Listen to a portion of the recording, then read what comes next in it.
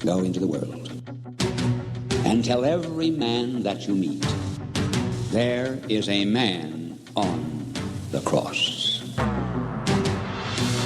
A Catholic Take. What you need to know right now. A bold synthesis of inspiration and information. Keeping you up to date on the news and issues from a courageous Catholic perspective. A Catholic Take with Joe McLean starts now. Praise be to Jesus Christ. Welcome back to A Catholic Take, a bold synthesis of information and inspiration. I'm your host, Joe McLean. So good to be on with you. Praise be to God. Here's a question. Does the apocalypse have a silver lining? I think it's fascinating. In fact, there is an article over at Crisis Magazine, The Silver Linings of the Apocalypse. I mean, just think of what we've gone through in just the past 5 years alone. You've had pandemic and lockdown. You had bishops close every mass all across the world and then guilt us into getting the jab, mask up, and all the rest.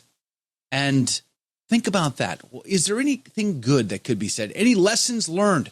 Or could it all just happen again? All of this while there's a 7.7 magnitude earthquake in Myanmar this morning and a building collapses hundreds of miles away in Thailand. Let's pray for the people who are severely affected by that today. We're going to talk about the silver linings of the apocalypse with Greg Cook, the author of the article over crisismagazine.com at 14 past the hour. Looking forward to that beyond the show. And then, of course, Dr. Anthony Stine is with us today. In fact, we've decided to make Dr. Stine a regular Friday guest. We're going to be catching up on a number of stories with Dr. Stine, but one of which is just looking at what's Cardinal Parolin doing. Apparently, he has been negotiating with Spain. Spain, of course, is looking to, I guess rewrite history a little bit. The whole Spanish Civil War is a wee bit confusing to most of us that aren't intimately in the know about what happened there. And it depends on what side of that equation you land on is how you feel about it. But in the Valley of the Fallen, as they're calling it these days, there looks to be a renegotiation over the basilica there. The monks, they're wanting to kick the monks out. They're wanting to do lots of historical revisionism. And apparently, even though the monks said, we will only listen to Pope Francis, Cardinal Parolin said, well, that's okay. I got this. I got the China deal. I got this one, too. So we're going to talk about that and other stories with Dr. Anthony Stine from Return to Tradition at 30 past the hour. We will, of course, link to everything we discuss for you in the show notes over at thestationofthecross.com/ACT. And it's Friday, which means I'll be harassing your email inbox for the insiders today, trying to find some juicy, good stuff to send your way. But you do need to be on the email list to get that. And you can do so at thestationofthecross.com/ACT. Hit that email sign up link. And by the way, you get a tremendous amount of benefits just for being on the team, to include the Telegram group on the back end. So do sign up today. Let's pray. Let's get started. Much to cover. In the name of the Father, the Son, and the Holy Ghost. Amen. Remember, O most gracious Virgin Mary, that never was it known that anyone who fled to thy protection, implored thy help, or sought thine intercession was left unaided. Inspired by this confidence, I fly unto thee, O Virgin of Virgins, my mother. To thee do I come, before thee I stand sinful and sorrowful, O Mother of the Word incarnate. Despise not my petitions, but in thy mercy hear and answer me. Amen. In the name of the Father, the Son, and the Holy Ghost, and now your saint of the day. Saint John of Capistrano, or John Capistran. Pray for us. John was born to a noble family in Capistrano, Italy, in the year of our Lord 1385, and eventually rose to become governor of Perugia. He served as a peace ambassador during a war between his city and a powerful Italian family, but was imprisoned. While locked away, he had a dream in which St. Francis of Assisi himself told him to enter the Franciscan order. John had just wed before his imprisonment, but the marriage had not yet been consummated, and with the lady's permission, John obtained an annulment. He entered the Franciscans in 1416, becoming a priest and studying theology under St. Bernardine of Siena. John preached tirelessly throughout Italy, promoted devotion to the holy name of Jesus, gained a reputation for healing, and served the papacy in many duties. After the fall of Constantinople to the Muslim Turks, John preached crusade, and under the famed Hungarian crusader John Hunyadi, John of Capistrano led a major portion of the defending Christian army at a great victory at the Siege of Belgrade in 1456. The ringing of church bells at noon originated as a papally decreed commemoration of this victory. John died of a plague outbreak in the camps not long after the battle. He is a patron of jurists and military chaplains, and is also celebrated on October 23rd in the modern calendar. For more about this day and others in the Church's calendar, visit thestationofthecross.com/saints-and-seasons.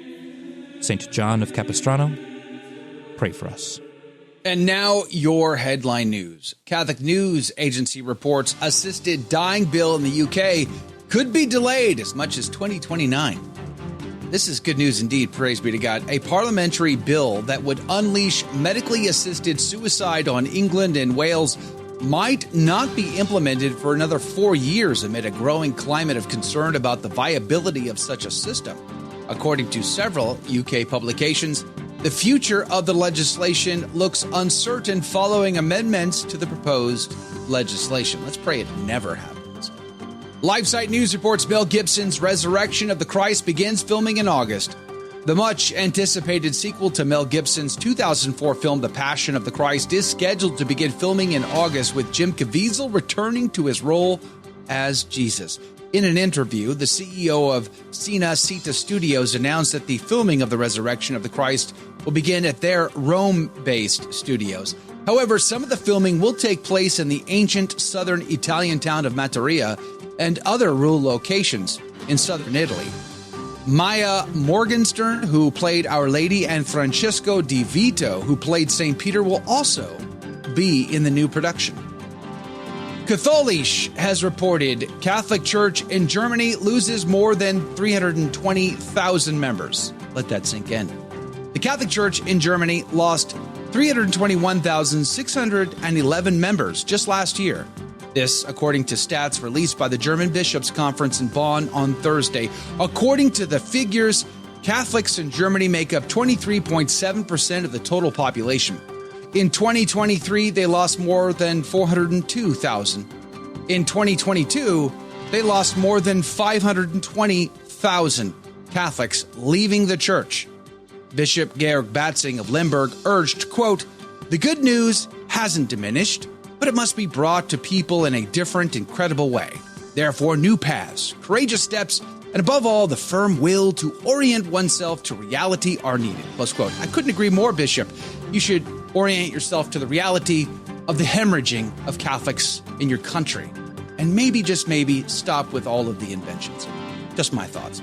Those are your headline news. The gospel today comes to us from Mark chapter 12, verses 28 through 34. And there came one of the scribes that had heard them reasoning together, and seeing that he had answered them well, asked him which was the first commandment of all. And Jesus answered him, "The first commandment of all is, Hear, O Israel, the Lord thy God is one God. And thou shalt love the Lord thy God with thy whole heart, and with thy whole soul, and with thy whole mind, and with thy whole strength. This is the first commandment. And the second is like it. Thou shalt love thy neighbor as thyself. There is no other commandment greater than these."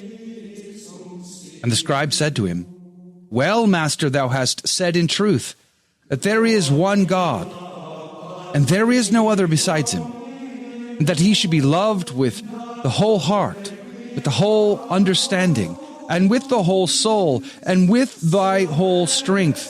And to love one's neighbor as oneself is a greater thing than all holocausts and sacrifices."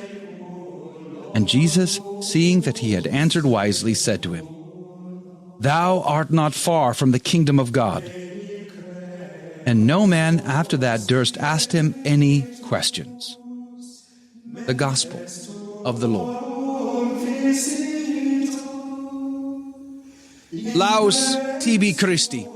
The Ignatius Catholic Study Bible would say the distillation of Yahweh's revealed law into two commandments was prefigured by the 2 stone tablets of the Decalogue in Exodus chapter 34.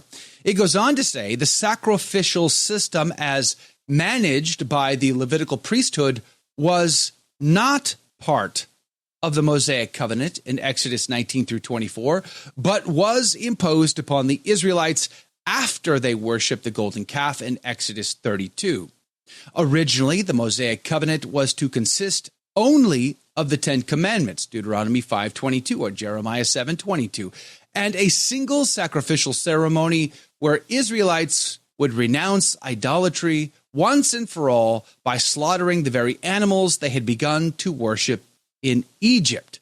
See, for instance, Exodus chapter 24, verses 3 through 8. However, the golden calf episode in Exodus 32 proved that the Israelites were still attached to their idols and needed a permanent means to eradicate idolatry from the nation. Detailed legislation for priesthood and sacrifice was thus added to Mosaic covenant law as Yahweh's temporary solution to this predicament. This was a timeout. This was go into the corner, face the corner, and think about what you have done. Jesus has come. It's time to come out of the corner. But too many want to stay there. Too many feel that they're supposed to stay there, and that's all there ever is. We have to pray that they come out of that corner and realize that Jesus has perfected every single precept of the law. Not one jot, not one tittle. He has perfected it all in himself, his passion, his death, and resurrection. And as John chapter 14 makes clear, there is no other way to the Father but by him. He is the way, the truth, and the life. Nothing else will save you. You must accept him and his church and be doers of the law and not just hearers of the law. It's faith and its works, all in one. Embrace it. We'll be right back. Don't go anywhere. More to come. Did you know you can help evangelize simply by using your cell phone? The Station of the Cross is partnering with iCatholic Mobile, America's only Catholic mobile phone company. When you join iCatholic Mobile, a portion of every dollar will support our programming. Plus, you'll enjoy great service with iCatholic Unlimited 5G data, text, and talk. With iCatholic Mobile, you can stay connected with family and friends while also spreading the truth of Jesus Christ with clarity and charity. Join today at iCatholicMobile.com.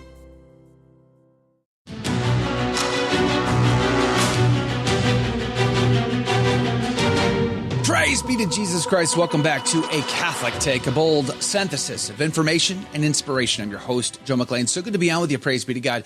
Hey, coming up at 30 past the hour, I want to have a conversation with Dr. Anthony Stine about what's going down in Spain and maybe some other stories from the week as we catch up with Dr. Stine from returntotradition.org. Do join us for that if you can. But I saw an article over at crisismagazine.com. The silver linings of the apocalypse caught my attention right away. Like, what could be the silver lining of the apocalypse?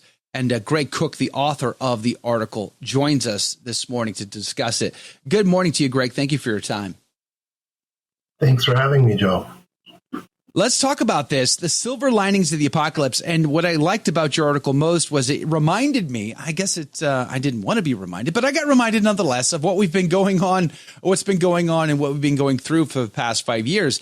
And if you stop and you think about it, some pretty monumental, big things have gone down. Dystopian things have gone down in just the last 5 years. World lockdown, every mass shuttered, Easter canceled. We were guilted into taking shots, masking up, and all of the rest.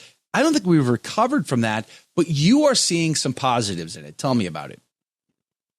Well, yeah, I mean, apocalypse is kind of a scary word, but I'm talking about it in terms of revealing. And it's some of these bad actors aren't even hiding what they're doing. They're doing it in plain sight, and a lot of people are waking up. COVID is the best example, of course. A lot of people are saying, wow, it made me think about the medical system, about my doctors, about science, about public health, all that stuff. And so in that sense, it has had a silver lining. You're saying the very fact, and in fact, in the article, you say Americans are now questioning standard assumptions about public health, science, medicine, vaccines, masking, and lockdowns. So you're saying because we're now having the public discourse over this, good comes from it. Yeah, it gives us a chance to see what we need to do to get to heaven, instead of just resting on whatever assumptions we've been resting on. I found that fascinating because I do feel like towards 2 years on of the lockdown protocol, it felt like most Americans, to include those on the liberal left who would embrace these things, I think even they were fatigued by all of that. So I guess one of my questions is on that particular topic, do you think that we've learned our lessons? Do you think our society has learned our lessons? I mean, there's been a lot of talk about bird flu. They've culled thousands and thousands of chickens across our country, which has increased egg prices, for instance. So do you think we've learned our lessons, or do you think we're at risk of repeating the same thing with the next pandemic that seems to come our way? Well, I think we've started to learn our lessons, but it would be easy probably to get scared again. A lot of this has to do with fear. Even though people are saying, well, okay, the medical system is broken, people are also saying, well, what's the alternative? So scarier things could come along. So that would definitely be a test of our resolve. Yeah. Okay. What about the bishops on that topic then? They shuttered the doors. I remember seeing Eric Sammons from the editor at Crisis Magazine. He had this map and it was going black. He was charting every diocese in the country that was closing its masses because of the pandemic. And it eventually became completely black, total blackout, no mass anywhere. And I thought how tragic this is. That seems to be a complete lack of faith in God's grace through the sacraments in a time where we need it most. It seems bizarre to me that the bishops, who are supposed to be our shepherds, instead of looking to supernatural grace, sought the world and worldly solutions to a problem that was clearly against powers and principalities, as St. Paul would say. Don't you agree? Oh, I agree. I think a lot of people have seen that the bishops have been acting more like bureaucrats, like number crunchers, and like you said, more in tune with the world instead of actual shepherds.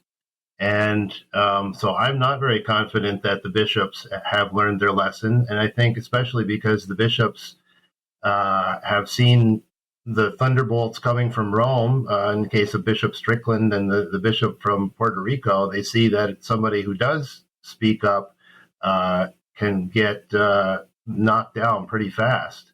And they tend to kind of hide in the herd of the bishops' conference rather than acting as the shepherd of their diocese. So, no, I'm not confident about the bishops and any lessons they've learned. And they've kind of shown that with how they're responding to money being pulled for refugees instead of calling politicians to account who support abortion. They're more concerned about money for refugee resettlement. Do you remember, Greg, the mostly peaceful protests of 2020, 2021 that burned cities down and people died? And it was really pretty ugly. But you say in your article, had Biden not been elected in 2020, it is possible that these revelations would not have unfolded the way they did. So you're seeing even silver lining in the Biden administration, which gave us record number of illegal immigrants flooding our country, flooding our borders, to include MS-13 gang members and many other criminals from foreign countries, perpetuating their crimes to our American citizens. It just seems rather bizarre. But you think that was, God writing straight with crooked lines? Yeah, I do. Of course, there was all kinds of pushback against President Trump in his first term. And I think if he had won a second term right away, maybe that would have continued. And instead, people saw what was going on for 4 years under Biden and then had a chance to kind of formulate some plans against DEI, against open borders, against the trans madness. And also seeing how the media, the mainstream media, was in cahoots with the Biden administration and the powers that be. So I think those 4 years were actually very instructive to anybody that had eyes to see. We talk about the DEI a lot here and the trans phobia, all of that. I think that's fascinating because in reality, statistically, it's a small sliver of the American population that deals with any of that. And yet it was foisted on the entire population, and a big bulk from center left, especially, they embraced all of that ideology.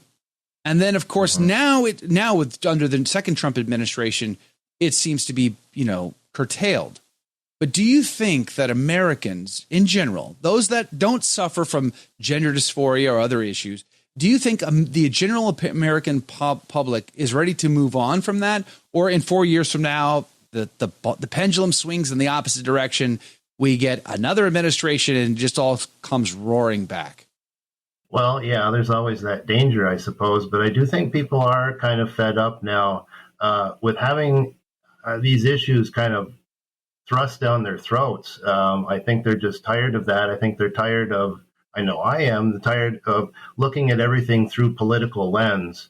And it becomes Manichaean. So you're either the left or the right, rather than just common sense Americans trying to live their lives. And I know where I live, and probably where a lot of people live, people just want to say about the government, can't you just leave us alone? Just let us live our lives. Let us raise our families.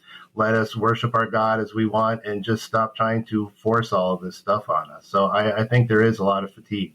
Yeah. And I guess the USAID scandal has revealed just how much money they are taking away from us. They have so much of our money that they can blow it on really evil things, let alone just silly and stupid things.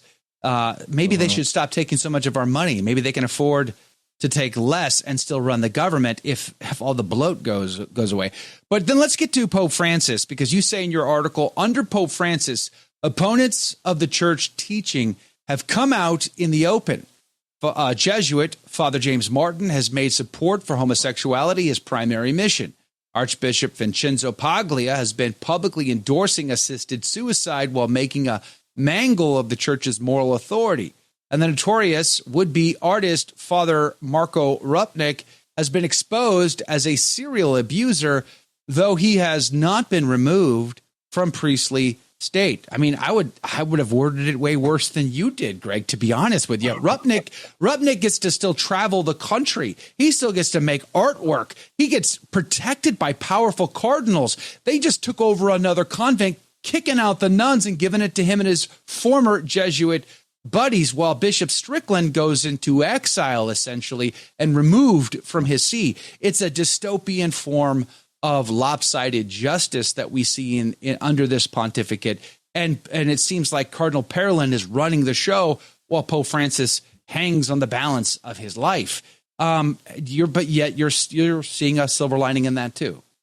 Yeah. I mean, I think we both saw under both Pope John Paul and Pope Benedict that some of the people who were opposed to church teaching kind of kept their heads down, but they're not doing that anymore. And so I think that's good to know who your opponents are. And under Pope Francis, people say, what the heck is going on? But we can see who's on the team and who's not on the team. So, yes, I think that has been a positive thing. Yeah. I think that's the best point of all. The grace here is there's contrast. No more shadowy grays. We can see clear, stark contrast. And the other thing, too, and I want to get your opinion on this, as I've said for a number of years, on a number of bishops, it's not that they're evil men. It's just that they're not courageous men. They lack the spinal fortitude to stand up and enjoy the full power and weight of their authority as bishops and to take affirmative action. And if only they could be pushed off that fence in the right direction, who knows? Maybe they might be great men. Do you think that's fair? I do. I think it's like any of us. Sometimes maybe we don't want to be challenged, but then when we're challenged, we do rise to the challenge. And I think you're right about that the bishops haven't been challenged enough to really be shepherds, not just smell like the shepherd, but to actually be in there with the sheep and protect them from the wolves, and to fight for their people rather than doing number counting. Yeah. Yeah.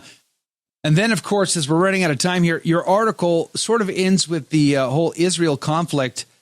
in the Middle East. And this is something I've also talked a lot about lately, and it tends to get me in trouble when I do, because anytime I'm critical of Israel, I'm apparently an anti-Semite. Apparently, you're not allowed to say that the Israeli government can make bad decisions. I, however, have been saying they've been making terrible decisions for quite a while. Tell me about the anti-Zionist demonstrations across the United States. Well, yeah, it has revealed the rot inside our institutions, the colleges and universities especially, and get people shaking their heads saying, why am I going to spend $50,000 to $100,000 a year to educate my kid in propaganda? So that's been a useful revelation.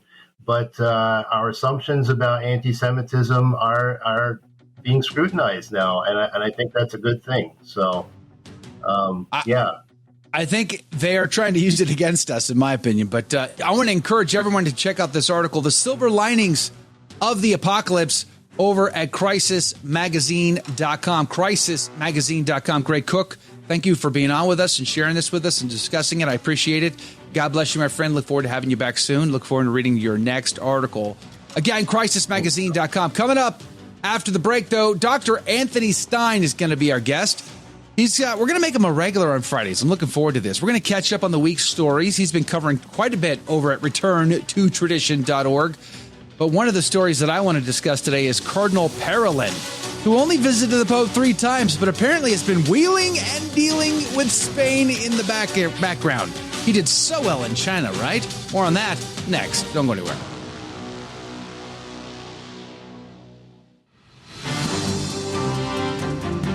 Praise be to Jesus Christ. Welcome back to A Catholic Take, a bold synthesis of information and inspiration. I'm your host, Joe McClain, and here are your headline news.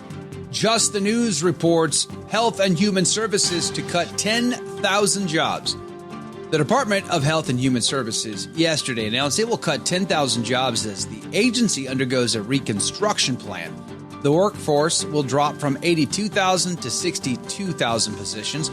There are currently 28 units in HHS, and the agency is planning to consolidate them into 15 new divisions, including a new administration for a healthy America. Daily Wire reports National Diversity Council files for bankruptcy and says top employees stole millions. The National Diversity Council has filed for bankruptcy after its board said in a lawsuit that the founder, R. Dennis Kennedy, quote, improperly paid himself millions of dollars from the donors' funds. The suit, and Kennedy said they paid himself grossly an excessive salary while using the nonprofit as a front for his for-profit diversity consulting business called Diversity and Leadership, Inc. In 2022, Kennedy Chief Executive Officer Angeles Valenciano, the Chief Financial Officer, and Jason DeGroot also unilaterally decided that they were owed $3 million in back pay and then gave themselves $1 million just for the fun of it. Sounds like a good time. Very diverse, wouldn't you say? LifeSite News is reporting parents claim intercession of Cardinal Pell saved their son's life. The Archbishop of Sydney has relayed claims that the late Cardinal George Pell miraculously interceded to save an 18-month-old boy after he nearly drowned. Archbishop Anthony Fisher said that he was told about the event last week in which a young boy named Vincent fell into a swimming pool in Phoenix, Arizona, and stopped breathing for 52 minutes. When Vincent was undergoing hospital treatment and was intubated, his mother's brother contacted Father Joseph Hamilton, Pell's former secretary, asking for prayers.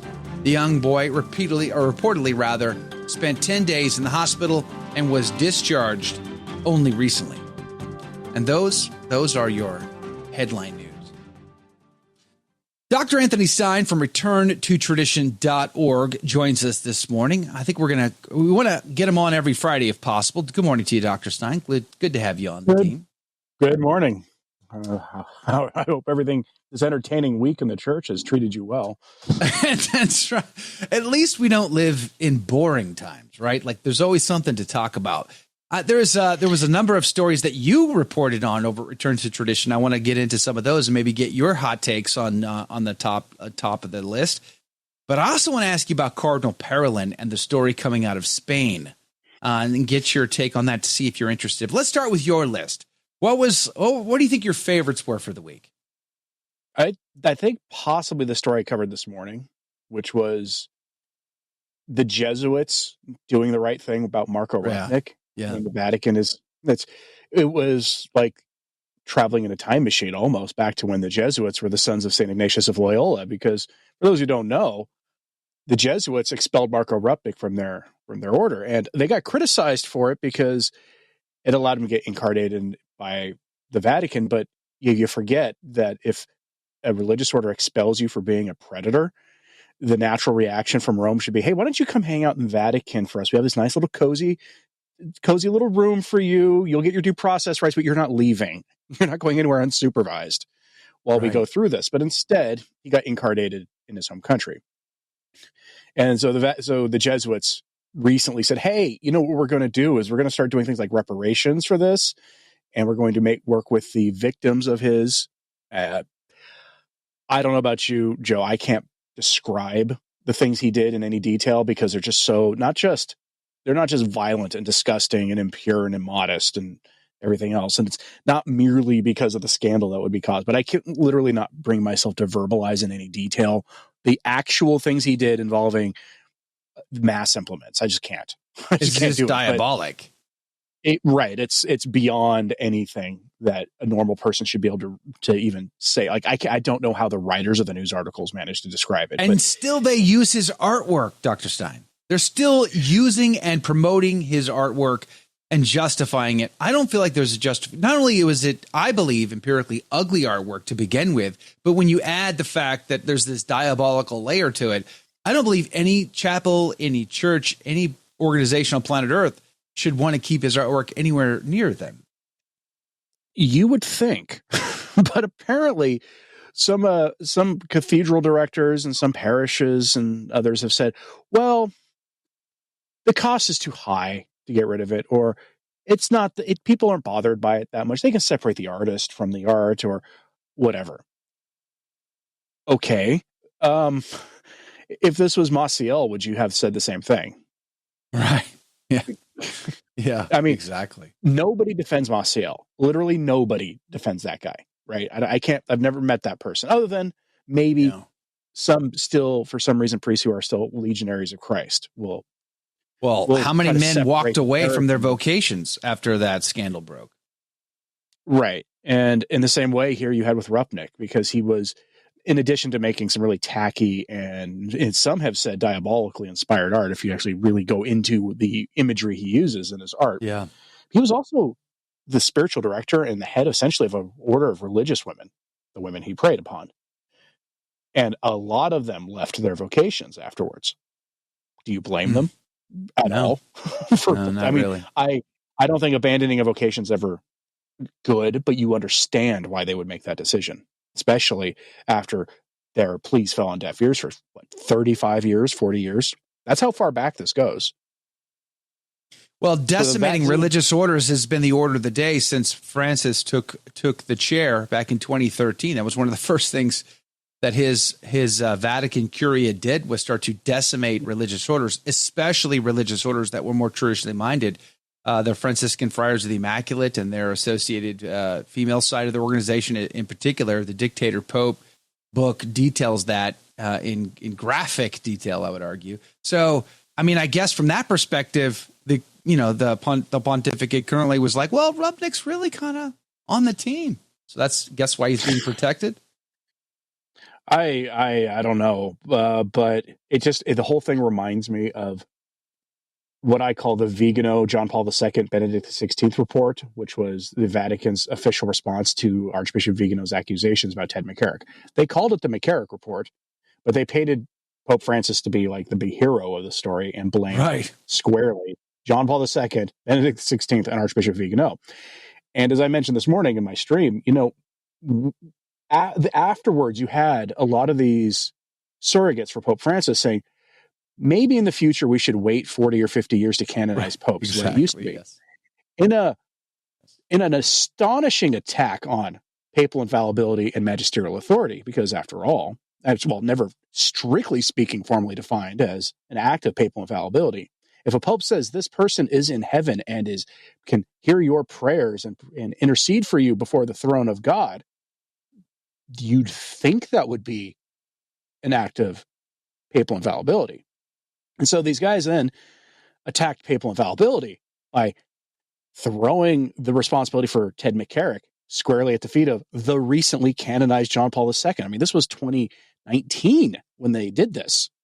Yeah. So when was John Paul II canonized? 2015, 2016, something like that. It was Quickly. relatively recently. Yeah. Yeah. And of course, all the post-conciliar pontiffs all getting the nod. I mean, isn't there a cause for JP1 as well?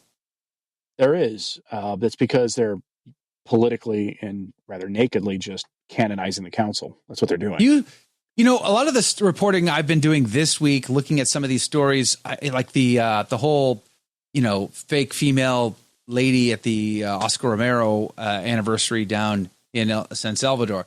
Like, it just feels like the last desperate attempt of the modernist cult to jam it down our throats. Do you think that they're in the death throes?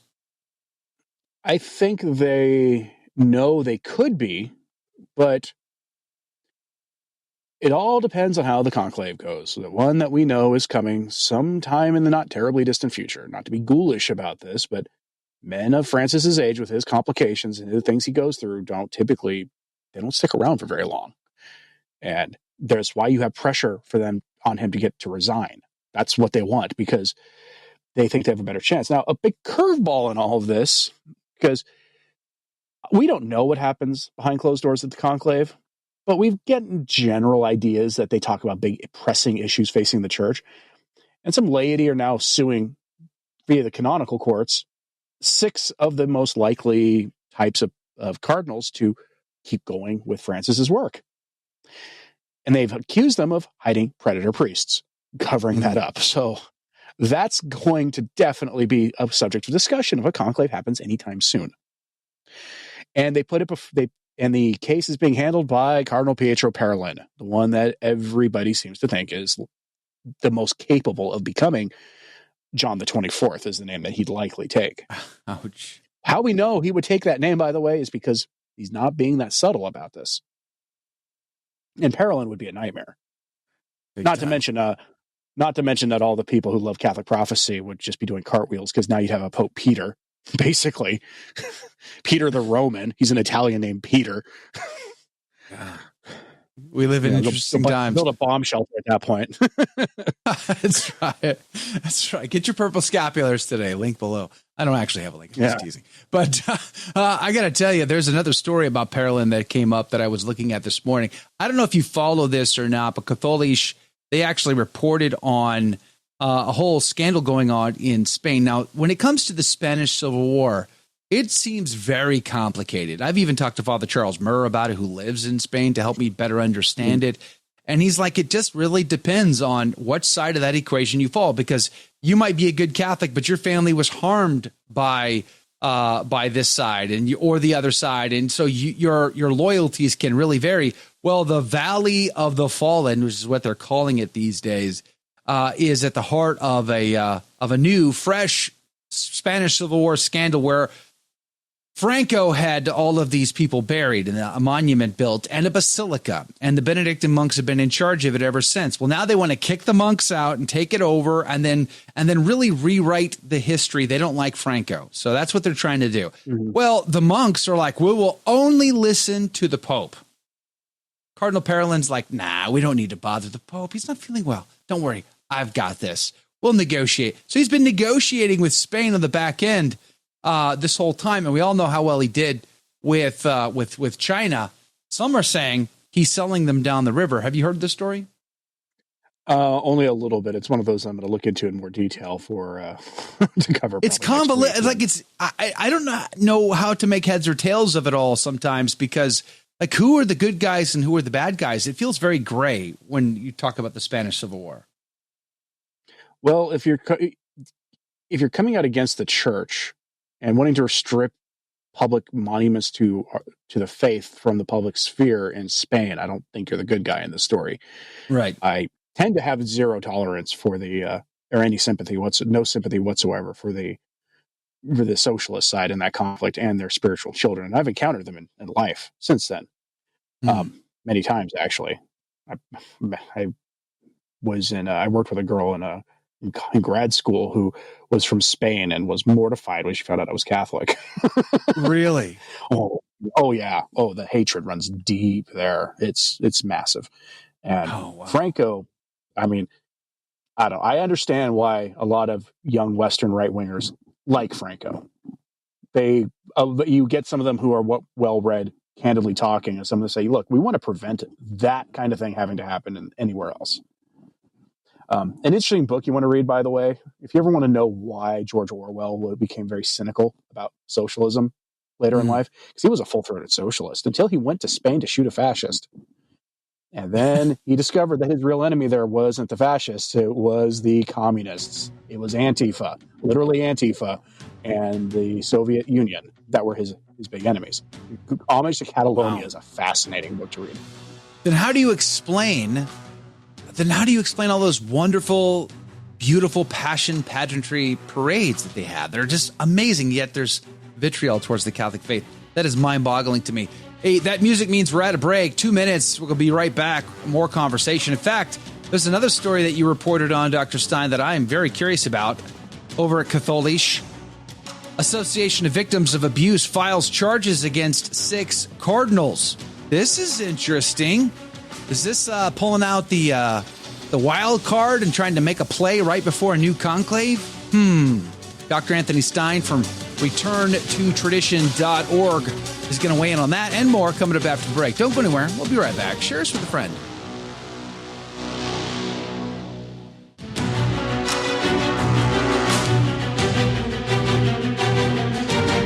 Praise be to Jesus Christ. Welcome back to A Catholic Take, a bold synthesis of information and inspiration. I'm your host, Joe McClain. Praise be to God. And support comes to us in part by our good friends over at iCatholicMobile.com, a wireless phone service company for individuals and companies, and they even underwrite priests. Amazing. We're so grateful for the support we get from them, and you can find more information at iCatholicMobile.com. Dr. Anthony Stine is our guest today, a Friday guest, praise be to God. And he's got a lot of stories he's linking to over at returntotradition.org, returntotradition.org. But one of the stories that he covered this week, or actually, was it even today, I think, Association of Victims of Abuse files charges against 6 cardinals at catholic.de. I'll link to it in the show notes for you. Dr. Stine, welcome back. What is going on in this story? Is this a wild card? I don't know if they were trying to time this for the conclave, but it will certainly impact the conclave if there is one in the next few months. These kind of things, they got to remember, the progressive, we'll call them, cardinals probably don't care that much about this, and maybe even some of the conservative ones don't. But you got a lot of bishops from the peripheries, to borrow Pope Francis's terminology, who are absolutely mortified about the state of the church in the West. These are the bishops who came out against fiducia supplicans and who are not unwilling to put 2 and 2 together about the treatment of, we'll say men with James Martin's kind of weird interest in that sin. Weird? I don't know how weird. Horrible? Yes. Yeah, horrible, unholy. And the presence of such people in the priesthood and the predatory priests is in their perfect correlation when you actually do the statistical numbers crunching on it. They will be less tolerant of this. And it's interesting that what the effect of this could be, because one, the most papabile of all of them is the one investigating this. The other is that a vacuum could be created. If a lot of these men's statures fall, then all of a sudden you get some other papabile type cardinals not named there will have their statures increase. And I'm thinking, my nightmare scenario, Cardinal Hollerich. I keep thinking that, I don't think he's going to be Pope, but do not be surprised if you find out later that he does very well at the conclave, because of just the way the institutional dynamics seem to work in these things now. You have most of these cardinals don't talk to each other anymore because they don't have proper consistories in Rome and haven't since the first year. And so who do they talk to? Their geographically closest cardinals, and then whoever their point of contact is in the Roman Curia. And that allows for manipulation of the conclave easily. And this is the kind of thing that could influence it, especially if, Tagle suddenly is finding himself being alienated by the other peripheries cardinals. And Erdo, I believe, is Erdo is he African or is he North European? I can't even picture him right now. I thought Erdo was African. Hold on, we can look it up. I do want to name these men just so that it's clear for everyone here. Let me do that. So specifically, the Cardinals are Peter Erdo, Kevin Farrell, who I want to come back to him in a minute, Victor Fernandez, Mario Gretsch, Robert Prevost, and Louis Tagli. All of them, it says all of them are being mentioned in media reports as possible papal candidates. SNAP stands, and that's the group. SNAP is the Survivors Network for those who have been abused by priests. The organization was founded in the USA in 1989 and has a global network. So they've filed a canon law, a complaint, I guess that's what it's being called, a complaint by canon law, so that these men will be investigated for their involvement in covering up, I guess, these crimes. And I find that very interesting. Kevin Farrell, will remember we were talking about his former boss in the last segment, the founder of the Legionaries, Maciel. We were talking about him a minute ago, and Kevin Farrell's like, remember, he didn't know anything about Maciel, and he lived with McCarrick for a bunch of years, kind of similar to Maciel, and didn't know about him either. Had no info. I was shocked. Shocked. Yeah, shocked. Who knew? I'm shocked that my roommate was a monster. I mean, this is one guy who had deep connections to two of the most grave monsters in recent history in the Catholic Church, but didn't know anything. And we're supposed to believe that. Prevost is considered a Papa Bile. His name has come up recently, but I want to be honest with you. Kevin Farrell's not going to be Pope. Neither is Cardinal Fernandez. I've been paying attention to like more learned people on the. Neither of those men are likely to become Pope. In fact, Cardinal Fernandez is the litmus test for the next Pope, and that litmus test is how quickly do you fire him? You know, you have to be really nice about it. You go send him back to Argentina to go become the Cardinal Archbishop of Buenos Aires or something, but you get him out of Rome. You get him out of the dicastery for the doctrine of the faith. How quickly? Neither of those men are going to be Pope.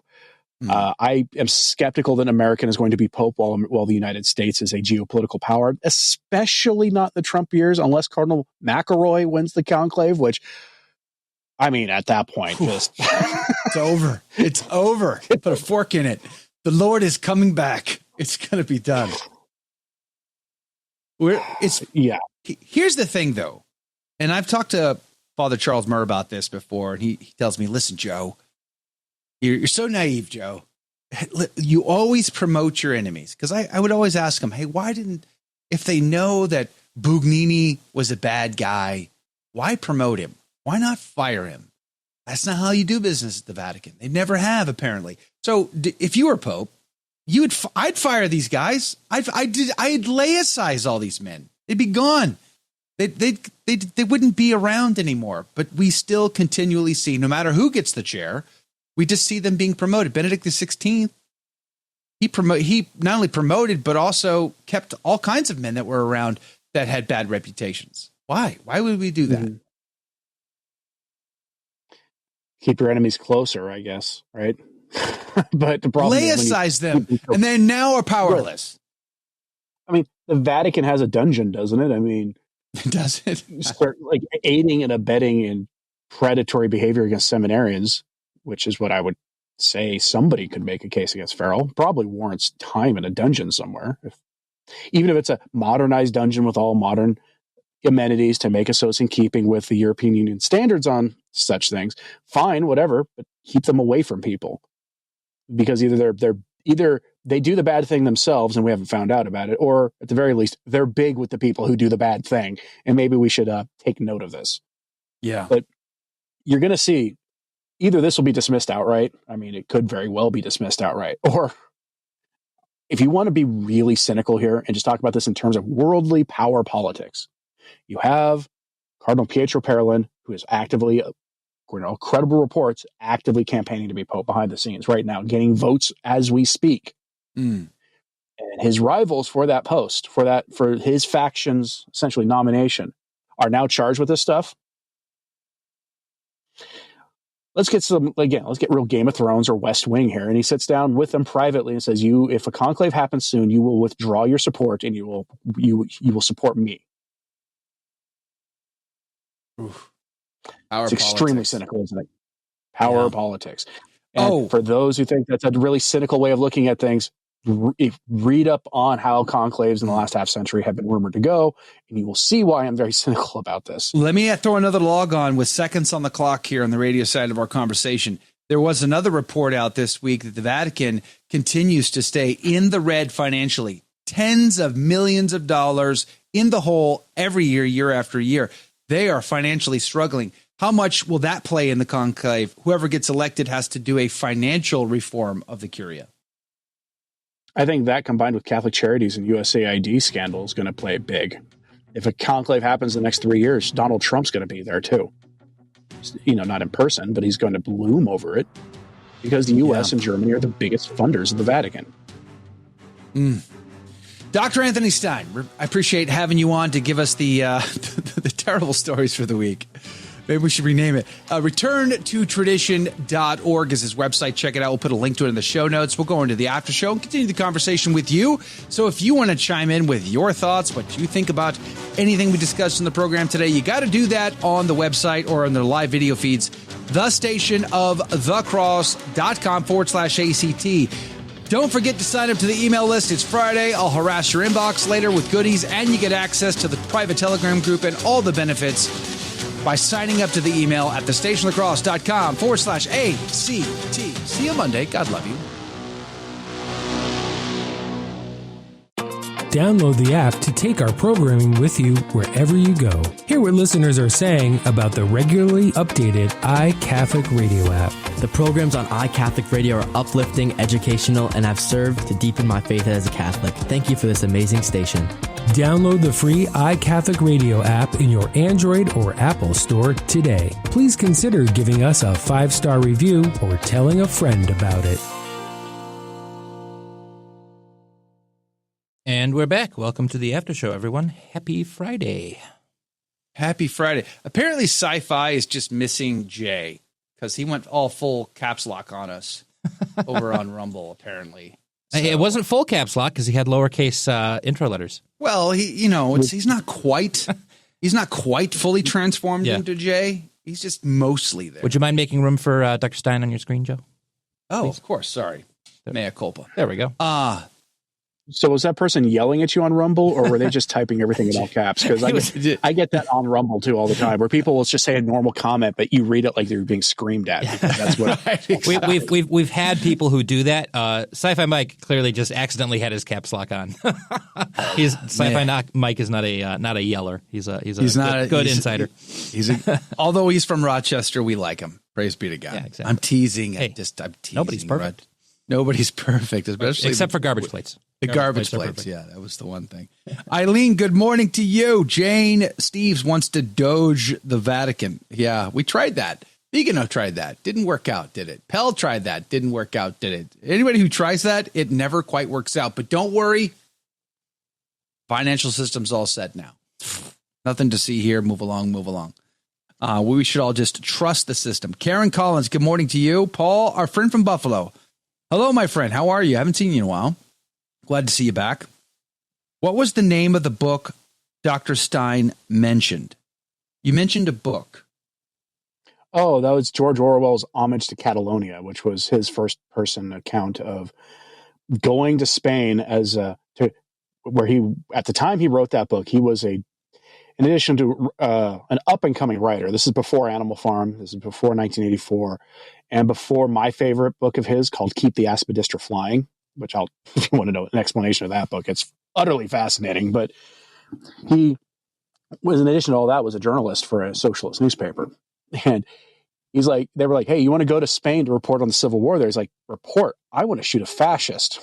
And so he went to Spain and joined up with some anarcho-communist military brigade.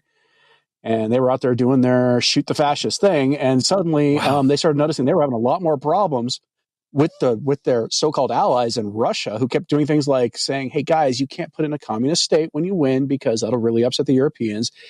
oh, you really should just put back in a goofy left wing, but otherwise liberal government instead of communist. And he started getting kind of cynical about it. And then he got shot in the throat. This is an injury that would lead to his death later, like 15 years later. And the end result of that was he had to flee Russia or flee Spain because the people who were hunting him were not Franco's people. They were the Russians. They were the Antifa people he had been shoulder to shoulder with. And so if you read his writings before that and then afterwards, it's like night and day, his attitude towards socialism and communism. I mean, in his book, Keep the Aspidistra Flying, he wrote it after at some point, which is about a struggling artist, a poet who was a terrible poet. But you know what he was really good at writing? He was really, really good at writing jingles, as in like ad copy for mindless consumerism. And he was faced with having to sell out, and he didn't want to. He really didn't want to. He would do it just enough to keep the lights on in his apartment. And then he gets a girl pregnant out of wedlock, and he has to confront selling out. And the Aspidistra, according to Orwell in the story, is like this symbol of like middle-class prosperity in England. And he had one in his apartment that he would just mangle and treat like garbage. And at the end of the book, when he sells out, the flower is like blooming and wonderful looking. It's my favorite book of his because it's absolutely on the money.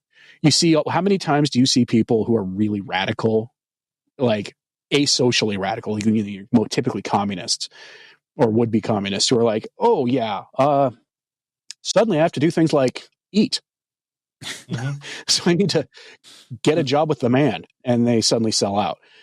I always think of that book every time I see Rage Against the Machine up there doing their thing to support the globalists. Rage for the Machine.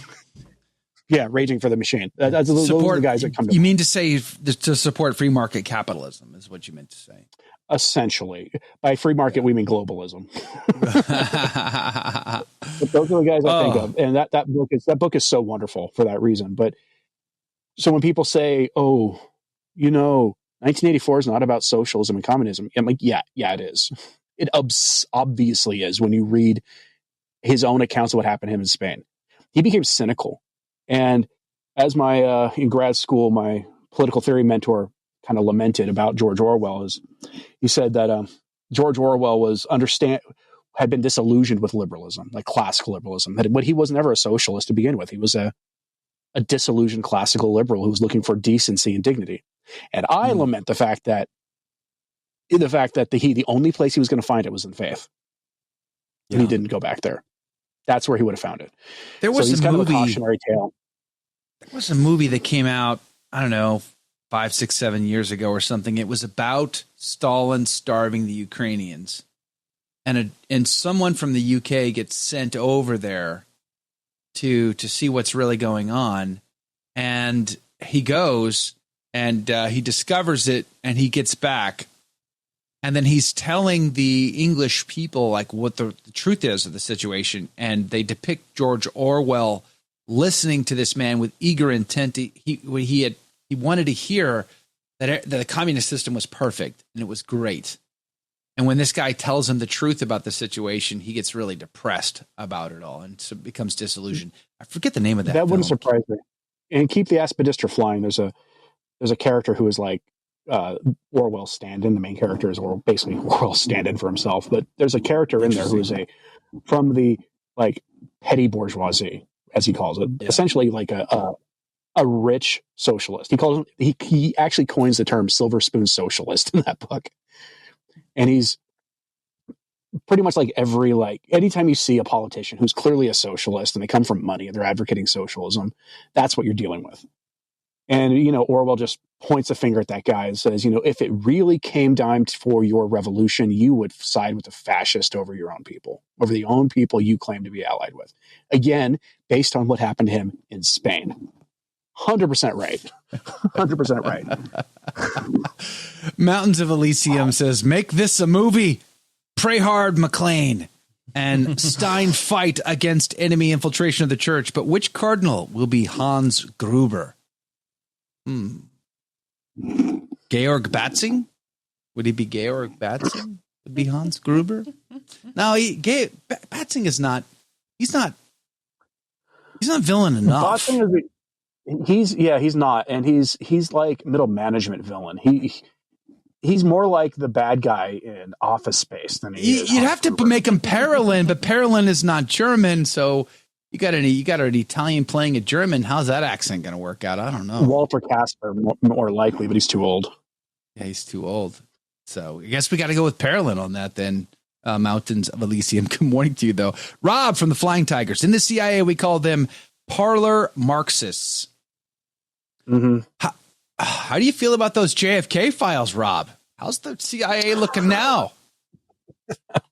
Huh? Got to have that convo. It's you know, I don't know if you've been following at all the whole JFK file trove thing. I've been watching all kinds of people talk about it because I'm just so fascinated. I think it's Hitchborn and I are going to be discussing it soon. He's going through the trove too, so we're going to be talking about it. I think the most interesting person talking about it is Roger Stone, who is a Catholic, by the way. I saw what he said. Yep. For years he has said that it was LBJ was your point man on this, that he was the one who Glenn organized Beck, it. He had the most gain and he had all the connections to pull it off. Yeah, Glenn Beck has actually been going down that angle too. He basically played a tape, and he got the guy who owns the actual original tape from his grandfather, which was somebody closely associated with LBJ, actually talking about how LBJ hired the guy to kill him, not hire Oswald. Oswald was a CIA guy that they tried to send to Russia to try to bait the Russians. And the whole concept on that flavor of the conspiracy, the concept is Oswald's job was to try to bait the Russians. It didn't work. The Russians didn't bite. Now you've got Oswald involved through his Cuban and communist cover involved in the JFK assassination. To protect and to hide what they were doing with their mole investigators, they wanted to suppress and censor the story. The idea was they weren't suppressing and censoring the story because they were personally trying to kill the president as much as they didn't want the Russians to find out what they've been doing in their mole investigators. That's sort of that flavor of the conspiracy theory. But of course, some of these documents actually said there was a small contingent, a small clique of the CIA that was definitely involved in the action. But I don't think, does anybody believe it's a single shooter theory at this point? I certainly do not. Even if Glenn Beck claims it's still possible, because he recreated the gun and he recreated the shot. And he said, listen, it is possible to make those shots. That's what he said. But it's worth noting that Oswald was using like the worst rifle for that. Right. Yeah. That's why he did it. Yeah. That's why Glenn Beck did that. He got a perfect replica of the gun. He got the actual gun with the actual scope that was on that gun with the actual ammunition.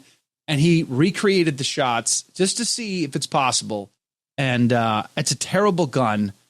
And I don't believe in the single shooter theory. In fact, there are lots of other videos out there of people who've been interviewed over the years who've talked about their own personal involvement that day.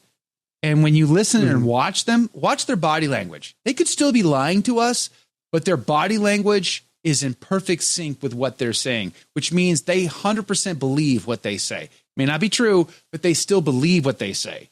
And I find that incredibly fascinating. If you look at the various experiments the intel agencies were doing at that time with all sorts of really fringe stuff. I mean, we're talking, MK Ultra and even like mind control stuff. I mean, you start getting into some real weird territory with it. We do. Right?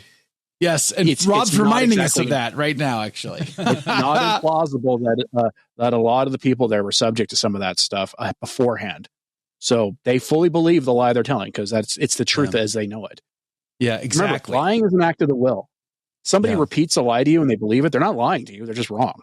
Right? Exactly. That's the point I wanted to. But Flying Tigers reminds us that another story that came out this week. The Ark of the Covenant project, Sunstreak, was not the CIA. It was the Defense Intelligence Agency. That was a story that came out that they used these remote viewing agents to discover the Ark of the Covenant and its location. That was a story this week as well. Listen, one should never play with the occult. You get possessed by demons when you do so. And I put that in that category finally. But he wants us to make sure we don't say it's the CIA. It was the DIA. All right, Rob. Fine. Fair enough. I I do like another story that came out that I've been wanting to talk about a little bit. Maybe we'll just talk about it here. And that's the story of the pyramid thing. Oh, yes. That's a great story, too. Am I the only one who is either extremely skeptical of this whole claim because ground-penetrating radar is not exactly the most accurate measure of anything, or that if it is accurate, everyone's like, "Oh, it's aliens." Okay, I have an opinion on this. Guys, if you are a Catholic and you believe that the flood happened, some variation of the flood story happened, then you believe by definition in lost civilizations. Okay, it's to me much more plausible that you're looking at an antediluvian relic of some kind, pre-flood, whatever. You go back and read Genesis, and the account of the world before the flood is remarkably missing a few details that we moderns would really like to know, like technology. We have no idea how advanced they were. They weren't advanced enough to stop the deluge. That's about it. We have no idea. And part of my theory, I find like the ancient apocalypse stuff really fascinating because the ancient apocalypse stuff that Graham Norton talks about, he always finds all these cultures that have remarkably the same story about a flood and a guy in a boat. Yeah, exactly. Far-flung parts of the world. And this guy, Graham Norton, does not like Christianity, even though he's in the business of proving Christianity correct on one topic. Right, exactly. My theory is, I found this fascinating. So if you've not heard this story, folks, the deal is, and this was not a new story, actually. I don't know why it's making the rounds again now, but it's actually several years old, that they've used what they call synthetic aperture radar to discover that beneath the pyramids on Giza's plateau is giant tubes that go down almost 2 kilometers. And these tubes, these columns, are surrounded by what looks like stairs that go all the way down and chambers even further down. Now, here's the interesting thing. There is a massive cave system under these pyramids on the Giza plateau, and the original name for this location, I forget the actual original name now, but the original name just means opening to the tunnels. So these tunnels interconnect to all of these pyramids. But one of my theories is, because I'm a young Earth creationist who definitely believes in the global flood. What if these were originally built like that, and the flood comes, and then layer upon layer gets of earth and dead sea creatures and dead animals and dead humans gets just layered and layered. And now all we see is the tops of these obelisks, these giant obelisks made by much bigger people pre-flood world, because the pre-flood world environment was just different than ours. So you tend to have taller people, bigger people. They've even found large skeletons that seem to suggest this. So my theory is, in a young Earth creationist viewpoint, would be these structures existed prior to the flood, and all we see now is what's result of after the flood and the new levels of Earth as a result of that layering. That's my theory. What do you think about that? Seems reasonable. I mean, the counter argument from other creationists is that the old world was destroyed with no traces left, although I don't know if scripture quite goes that explicit about that. But the earth was remade, more or less. Sure. But there could be a divine purpose for finding these things as a reminder of a counter argument against the scientific narrative, against the Masonic scientific narrative. And I don't mean Masonic like there's some big secret cabal behind all this stuff. But, if you go back in history to who Darwin was, where all this stuff comes from, Darwin and his parents were all evolutionists. All of them were. Everything, our entire narrative about human history goes back to the assumptions of the evolutionists.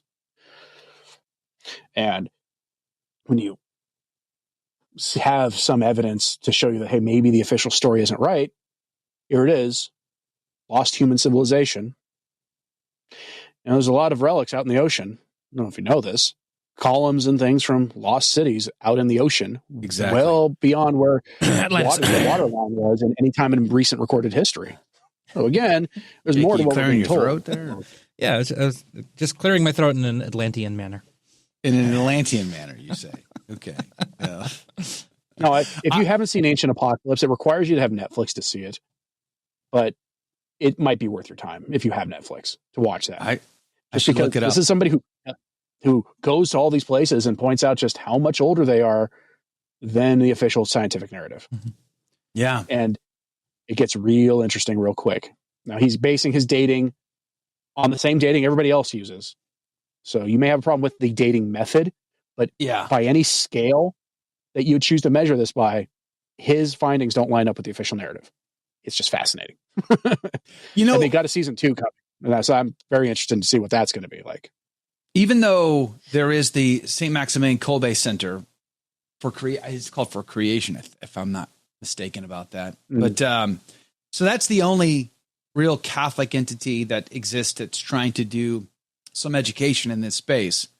Unfortunately, the Protestants have been leading this way for a long time. Answers in Genesis and others, and until St. Maximilian Kolbe came around, I had to only go to Protestant sources, and there were many doctors and scientists who were cooperating in that circle to say, "Hey, listen, this is my interpretation of all of this." And there's a lot of resources. In fact, I might share one this week in the email that provide lots of data. But you have to be careful because they're Protestants, so everything is through their Protestant evangelical filter. Unfortunately, with the St. Maximilian Kolbe, I just wish they would do. I wish if I had George Soros kind of money, I would fund their efforts to at least rise to the same level of production and gravitas as some of these Protestant people have gone through, traveling the whole world, going to these locations, getting scientists involved, and showing through scientific evidence and interpretation, how old world dating is wrong, for instance, how carbon-14 dating is flawed, for instance. Looking at the fossil record and looking at how, if you look at the layers, go to New Mexico, go to Arizona, Utah, and you look at those layers indicate a global flood, and all of those things. I would just wish they could. They're not quite there, so you're kind of stuck with having to go to what the Protestants have done in that regard. And I wish more people were more tuned into that, because there's credible arguments to really seriously doubt the narrative that gets crammed down our throat on millions and millions of years old and all this other stuff. And I believe that is intentional. I believe that is to get you to subtly doubt the narrative. And no, Rob, I do not believe the Nephilim story of angels and humans having intercourse and having babies that are giants. I believe that humans prior to the flood were giant. In fact, there is evidence to suggest that Noah and his wife were giants, because of some of the testimony that came out of Ron Wyatt, Protestant Indiana Jones type, and his going and filming at their location in Turkey and finding their gravesite, finding the wife's gravesite. So my opinion is that the evil line of Cain had taken wives from the good line of Seth and intermarried, corrupting the good line, which brought about the total corruption of depravity of man, which brought about the flood. That is my interpretation of that. I don't believe in the angel daughter theory. See, I think part of the evil before the flood was basically a more supernatural, overtly supernatural, and what's the word? Kind of almost like alchemical version of the trans stuff that we're seeing now, where evil people were literally creating hybrids and things with occultic supernatural means and not just kind of scientific butchery. And we see that also in pictographs, right? That's what the Nephilim and all that sort of thing kind of refers to is related to that. They're the evil offspring of the corruption. Yeah, but there's it doesn't have to just be like, oh, there were 8 fallen angels fell in love with human women or something like that. I think it was much more of a sort of occultic sort of not a simple scientific explanation for it type of thing. We talk about this in the Bible study that we did to a good extent, and there's the evil line of Cain and the good line of Seth, and they go down to the 7th generation, and that's very specific language, actually, to the perfection of evil or the perfection of holiness. and the evil line of Cain takes daughters as they will. They are corrupting the good line. It's envy at its peak. They're envious of God's favor for the good line of Seth, so they're going to go and destroy it. They're going to take it away. By the way, Christopher says the elevation of Giza is only feet above sea level. Did the flood add miles of depth of ocean and sediment? Yes, it did. That's the thing. The whole Rob and I were actually talking about this on the phone the other day. There's been scientific studies that have shown that deep within the earth, miles below, there is a layer of water in like what did he say, peripherous rock, or I forget the way he worded it, down below. And the scriptures actually say that the depths opened up. So the firmament in the sky opens up and the depths open up all at the same time. You have complete upheaval. You've got earthquakes and tornadoes and volcanoes. You've got the flipping of the magnetic poles. You've got the depths. You probably had it comets that are loaded with water. Everything going wrong all at the same time. It was an intense, insane thing. And what's left over, the Great Lakes are evidence of Noah's flood.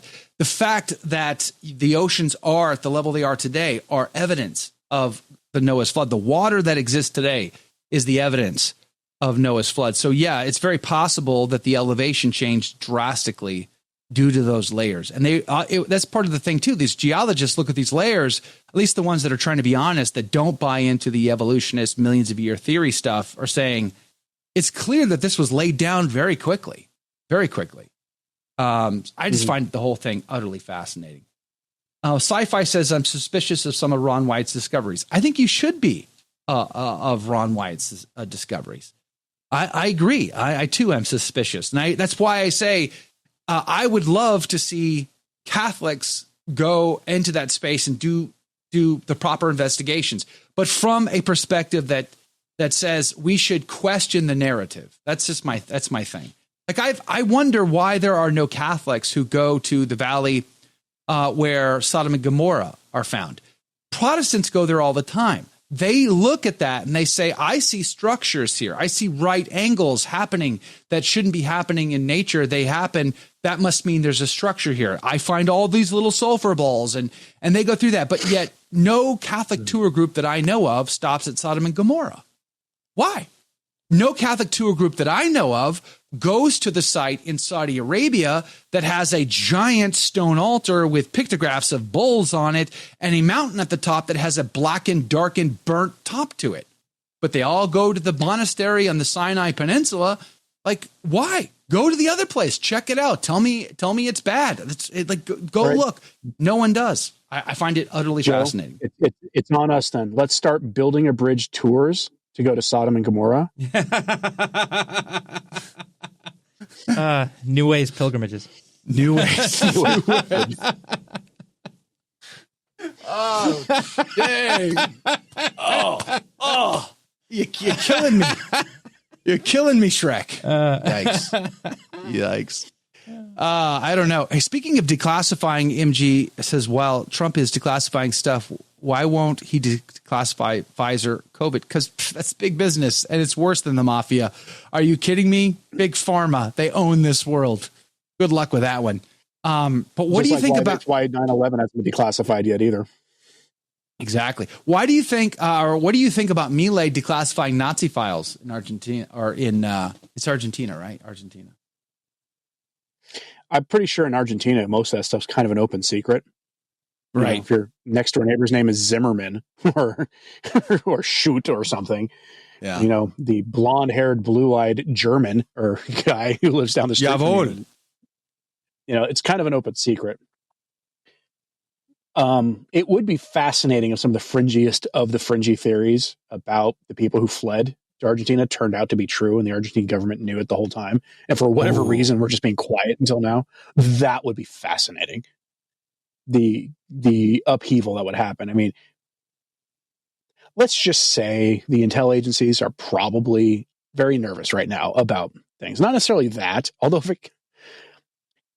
I always tell people read Malachi Martin's Vatican. At the beginning of that book is a detail of how a lot of top-ranking German generals were whisked out for a price by the Vatican to South America, and that their money was used to found the Vatican Bank.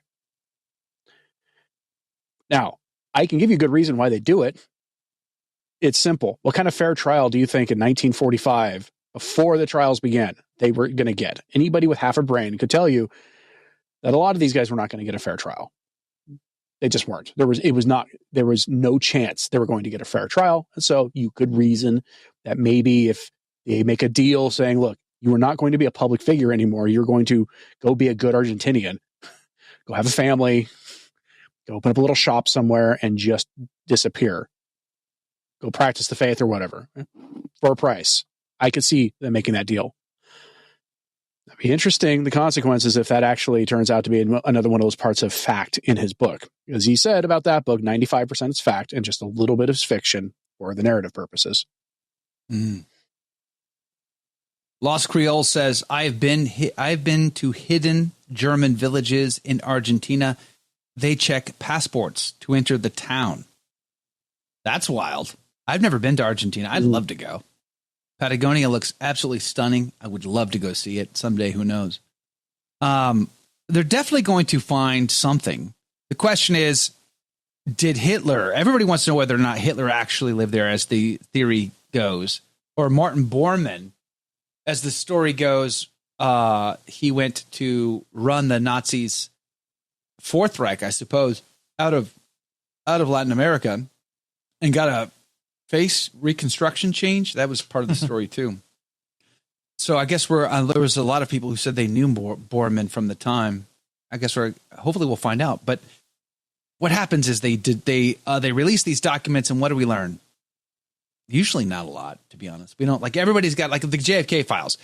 There's like 3 different versions of the story right now from 3 different angles. It's like everybody has a different take on these documents. So I don't know. Your guess is as good as mine sometimes. By the way, Douglas said you used to be a pharma executive. It's interesting you brought that up. I'll pray for your soul, Douglas. I'm going to pray deeply for you that God will forgive you. I'm giving you a hard time, buddy. When you get a chance, Joe, check the Telegram, by the way. Okay, I will do so. 1 second. You reminded me, back in 2007, I was podcasting a show called Catholic Hack. And so I had a listener by the name of Mike living in the Chicago area. And Mike contacted me. Mike was a pharmaceutical engineer. And he and I would have these private conversations. And Mike would tell me about the efforts of Big Pharma to, under the radar, under the table, fund brothels in third world countries so that the prostitutes would get pregnant, abort their children, and then they would import the fetus into the United States for testing purposes. Think about that. That doesn't surprise me. And then Mike would also tell me about how the men that he knew working on birth control would sometimes contract breast cancer. That's like 2007, 2008. The kind of chemicals they were exposed to. That makes total sense. Joe, I'm flipping through some of my schizoid accounts on Twitter that I get all my pre-flood theories and things from.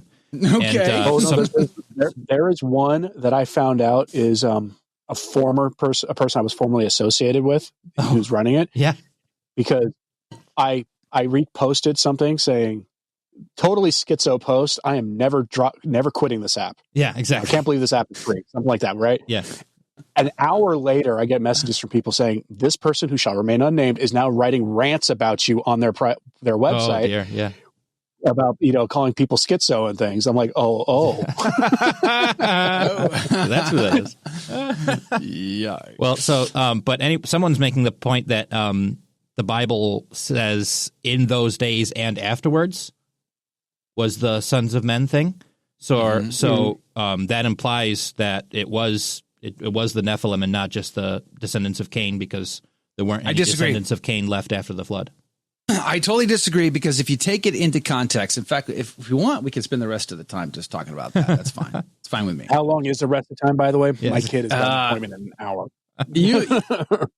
We're going to be here for the rest of the day. You can come and go as you please, Dr. Stein, but I'm teasing, of course. But if you go back and look at you see, the thing is, you can't take one verse out of context and go, oh, look, it stands on its own. Yeah, exactly. And when you look at Genesis 6, that's what most people do. They look at Genesis 6 and they say, oh, verse 4, the Nephilim were on the earth in those days, and also afterward when the sons of God came into the daughters of men, and they bore children to them.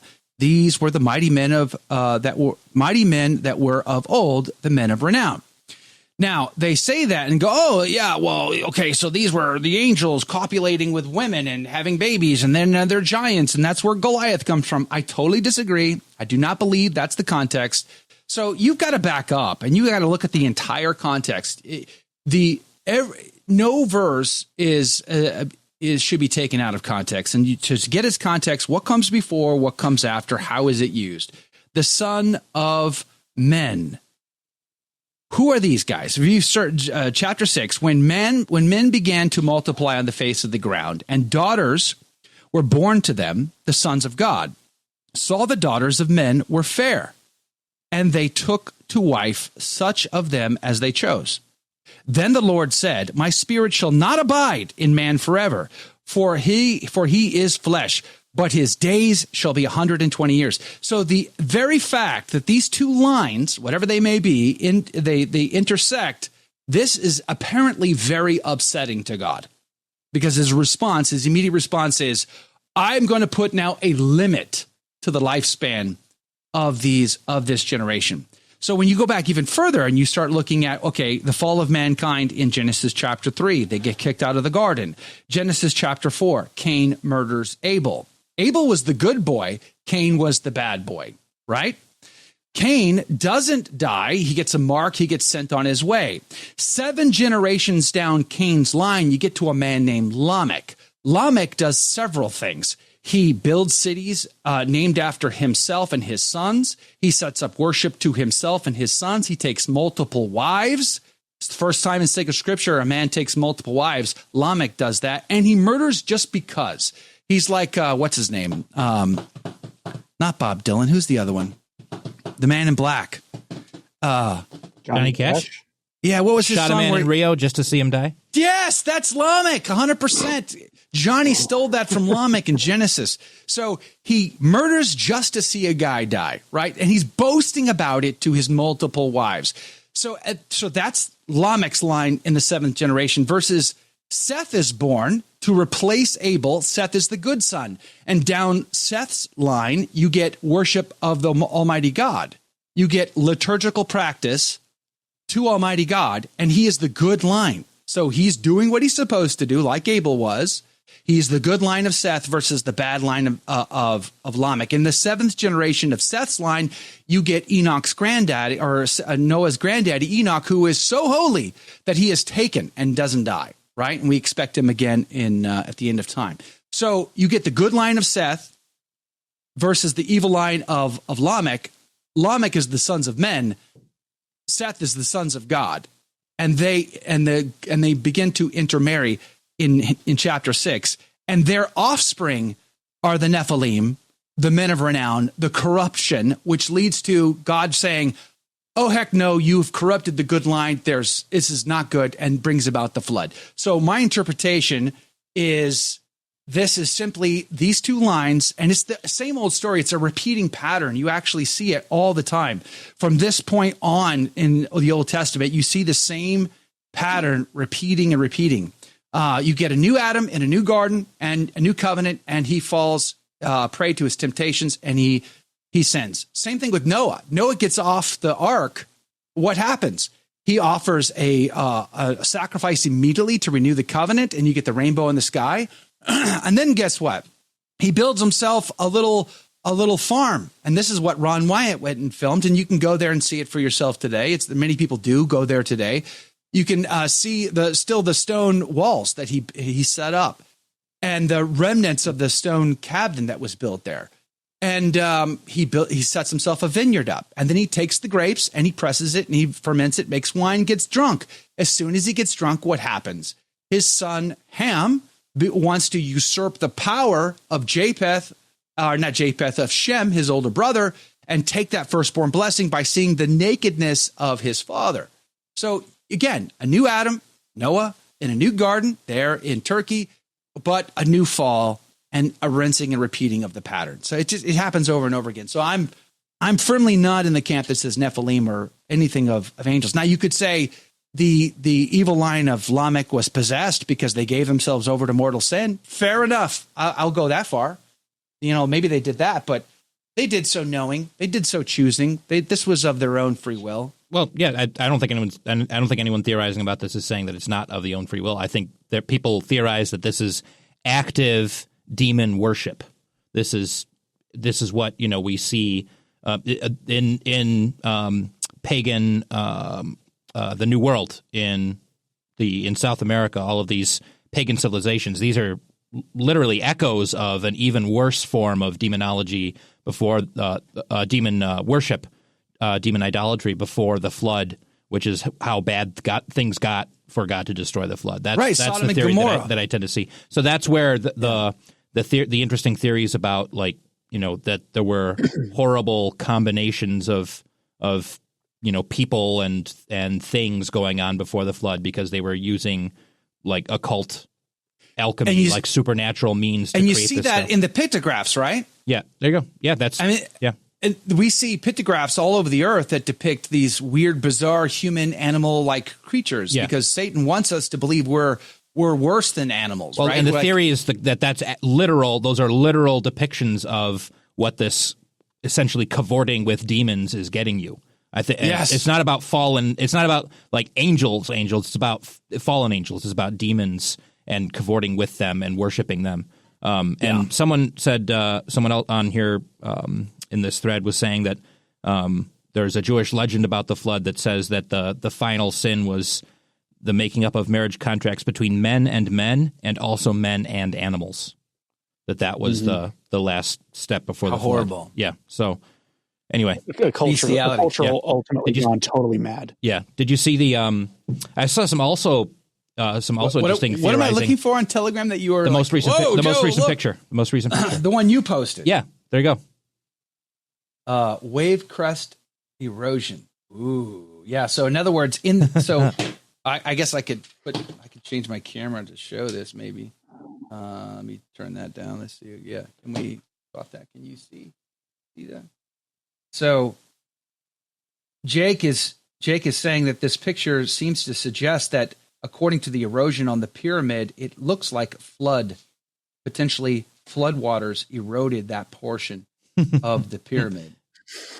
Just an interesting image I found in this thread. How interesting is that? That's pretty cool. Yep, that's cool. I'm totally. If I had George Soros money, I would totally travel the whole world looking at all this evidence. Man, I would. I'm just saying. Look, if you accept the idea that the pyramids might actually be antediluvian, then it takes care of all the how do they build it question, because we don't know what their technology was like. We don't even know what it was based on. We don't know how big people were. Greg Norton brings up.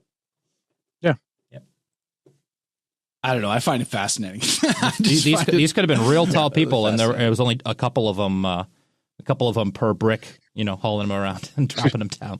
It's possible. I do got to It's possible. My kids' appointments in 40 minutes, so I got to go help get. We'll see you. Yeah. Praise be to God. Thanks for having us on. Well, I guess every Friday now. Praise Jesus. Thanks for having me on your show, Joe.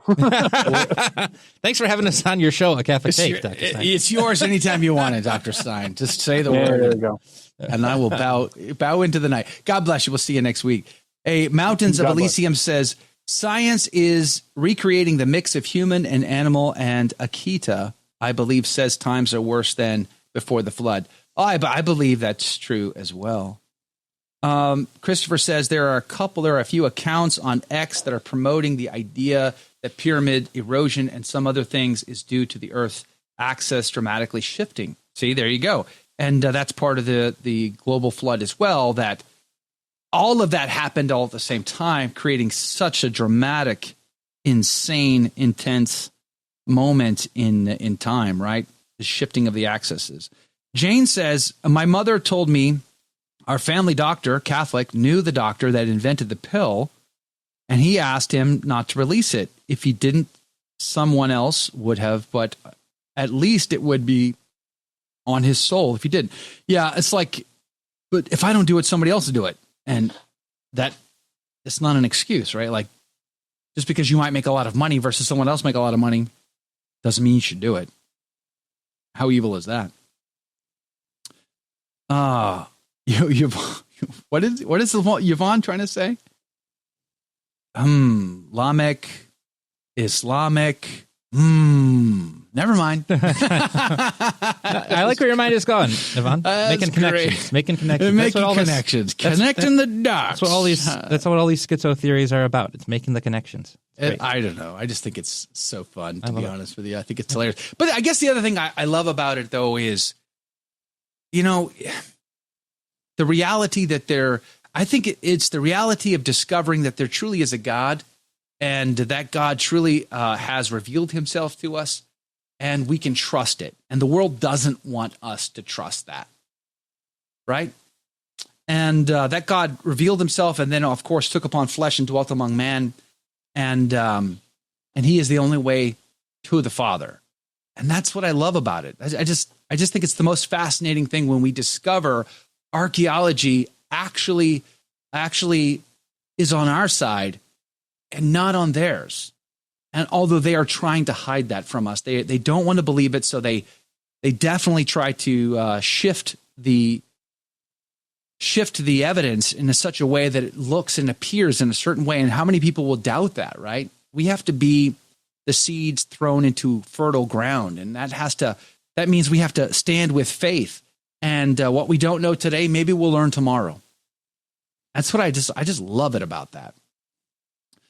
The experimentation needs to stop, Siobhan says. They're combining DNA from people just to extort and cause emotional harm. They're playing God. What was that? See, I think that's what was that Leonardo DiCaprio film, The Island of Dr. Moreau? Yeah. Remember that? No, that was Marlon Brando and... Leo. No, it was Val Kilmer. I think it was Val Kilmer. Was it really? I think so, because Leo DiCaprio was on Shutter Island. Oh, maybe you're right. Was it Val Kilmer? I think it was Val Kilmer. Let me double check. There's a famously disastrous film shoot. Yep, Val Kilmer, Marlon Brando. Okay, Marlon Brando, Val Kilmer. Apparently, Island of Dr. Obviously, Moreau. Marlon Brando was impossible to work with. And then I guess Val Kilmer was impossible to work with. Everybody's impossible. And the location was horrible. It was like a second filming of Apocalypse Now. Like, it was just a disastrous filming. The original director got fired, and then I think he got fired, but then he hung out in the jungle anyway, and was friends with some of the cast and crew. So he just hung out in the jungle, kind of watching things go on, and was documenting it or something like that. Yeah, he they made a documentary about this. Lost Soul. The Doom. Martin had a heart attack during that film. I think so, something like that. Yeah, he was replaced by Richard Stanley was replaced by John Frankenheimer. But they made a documentary about Richard Stanley kind of hanging out. It's interesting. Oh yeah, I'm out off screen. There we go. But anyway, that's kind of part of the theory about the how bad things were before the flood and where we're getting now is that we're actually not even quite there yet. But with DNA, scientific advancement, quote unquote, we're getting to the point of creating all these awful things that they were doing with supernatural occult means purely. China's been doing this for a long time. Yeah, that's the thing. It's like we're actually still not quite as bad as things are. We actually still are not quite yet as bad before the flood because we're reconstructing everything, all of that evil, and through all this scientific knowledge, quote unquote. Whereas before they had kind of more explicitly supernatural means helping them along to get so evil and depraved and awful. And that's when God flooded the earth. And so we're getting there, but we're not quite there yet. So, but Bill Gates and Elon Musk and all of them will get us there soon enough, I think. Man, oh man. Val Kilmer. That's the Douglas says, I'm your Huckleberry. Do you think that was Val's finest role? Yes. You think so? Oh yeah. You're not going to say Top Gun? No. Or The Saints? No, I'm gonna say no. Or Tombstone. Or But I love Tombstone. What was the Heat? You're not going to say Heat? You don't think he was great in Heat? He was very good in Heat, but he's kind of overshadowed by the whole Al Pacino versus Robert De Niro thing. He's still very good, but I think he's even better in Tombstone. He's just got this iconic, everyone quotes him in Tombstone. No one was your really favorite? Quotes him in Tombstone or Wyatt Earp? If you had to pick one? Wow. How about you just take a moment and think about that? I don't need to. I love Tombstone. Tombstone is a great movie. Why do you like Tombstone better? It's just it has a more iconic, fun feel. Because of Trad Jack Burton? It's taking Trad Herb Brooks. I love Kurt Russell. That's the thing. It's got a perfect cast. It's got it's just got all the quotes. It's got everything. It's got everything. Best scene of Kurt Russell in that film was when he beat the dealer. But what's his name? What's her name's boyfriend? Wow, I can't remember his name. It's Friday. My brain doesn't work. Are you Willow? Think of the actor? Yeah. Oh shoot, I'm blanking it up. See, I'm glad I'm not alone. You're young. You have no excuse. I'm old. I have excuses. Who? Silent Fire says Willow. Willow. How many people love Willow? And that movie's old. Like I haven't even thought about Willow in forever. Unbelievable. It had all of the Ewoks, right? In Willow? Basically. The same actors. Yeah. Braveheart and Gladiator, says MG. Wait. Kilmer wasn't in either one of those. What are you talking about? Like, how are those related? By the way, Billy Bob. Thank you, Liz Finch. You're the best. It was Billy Bob Thornton who played the blackjack dealer in Tombstone. It was? Yeah. Oh, yeah, that's right. That's right. He's got it's kind of like a bit part. Yeah, exactly. Basically. Yeah. Because, Frank Stallone's got a bit part in that. I forgot about that. Billy Zane, of course. Yeah, I don't know. And Terry O'Quinn from Lost. I liked both films for different reasons. I liked both films. I'm kind of partial Wyatt Earp. And Robert Mitchum was the narrator. I always forget about that. It's just such a good cast. Like every Top Secret. Was Val in Top Secret? Top Secret's pretty funny. He's good in Top Secret. He plays that role really well in Top Secret. What a ridiculous movie. Batman Forever. Oh, how did we like Val as Batman? I almost forgot about him as Batman, to be frank. The bar scene with Johnny Ringo, says Rob. Yeah. Watch Mel Gibson's The Passion every Good Friday. I do. I usually watch it. Now, MG, do you watch it with or without subtitles?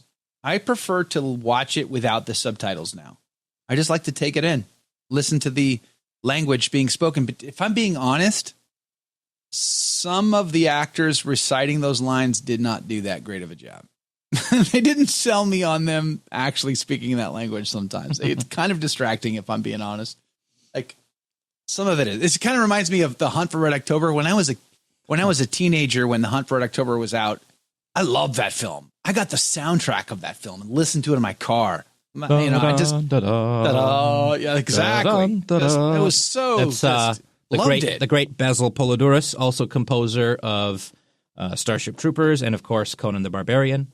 Of course, fantastic film composer. But when you listen, when there's the scene where the Red October is surfaced and all their crew is standing on top outside, like wondering what they're going to do, and they start speaking Russian, it's clear those actors did not speak Russian. Like it was terrible the way they try to say these lines. It's like you couldn't find anyone to come and do these lines for you. Not one Russian was available in the making of the film. Really? Like, it's just. I like the way they transition where they do kind of the Valkyrie thing. I did too. I love that too. Where they're speaking in Russian and then they transition into the English. They film it artistically. It's really well done. I appreciated that, right? Because it would obviously be hard if Sean Connery has to talk like that the whole movie. Well, it's definitely more difficult. If you want to see that, check out K-19 The Widowmaker, where Harrison Ford and Liam Neeson are yelling at each other in horrible Russian accents. Right. It's pretty it's kind of disastrous. Yes, 100%. It kind of ruins a decent movie. Yes. I remember that film not too. Horrible. It's cheesy. If you accept it, it's fun, but it's a little bad. Yeah. But I guess what are we thinking is going to be of the second installment of The Passion of the Christ? Do we think it's going to be any good? It sounds too surreal for my taste, and to be honest. Like if all we're going to depict is Jesus going into Sheol and preaching to those in waiting, then is that really a whole movie? I don't know. It'll be interesting, I think. I would much rather have Didn't he say in his interview with Rogan that he's going to show the fallen angels, falling from heaven and all kinds of stuff? Yeah, I am. Trust me, I'm the last person on the list of insiders that gets to know anything about what he's thinking about doing. Okay, I'm sure Taylor Marshall has way information about this than I do, but I don't know. Every time he's talked about it, he's only really talked about this more surreal element to it, and I'm just like, okay. I would much rather see Jesus. The last film ends with Jesus standing up in the tomb, and the rock is being rolled away. And he steps off. Show me the next 5-10 steps. I like, you know what I mean? I want to see what happens when he walks out and he's for the next 50 days instructing the apostles on the church and the liturgy. I'd like to see that. Mission. I'd like to see that as basically the prologue to the Acts of the Apostles. Yeah, I think the next movie should have been the Acts of the Apostles, and you have the resurrection kind of as the prologue to that. I don't think you need to spend a whole film covering that. It's all maybe he won't. Maybe he just doesn't want to give us the scoop. Maybe he just wants to keep us in suspense. But the way he's always talked about it is just in this sort of surreal realm, and I'm just like, I don't think you can pull that off. I don't know. Maybe what do I know? I'm just a backseat movie director, apparently.